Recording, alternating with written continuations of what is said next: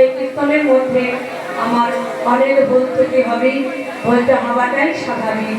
যদি কিছু ভুল হয় ঘরের মেয়ে মনে করে বা মনে করি, আপনারা আমার ক্ষমা করবেন। এই বলে শুরু করছি দুটো কৃষ্ণ কথা, হরির কথা, শ্রী গৌরাঙ্গের কথা। হরি বল নিতাই, গৌর হরে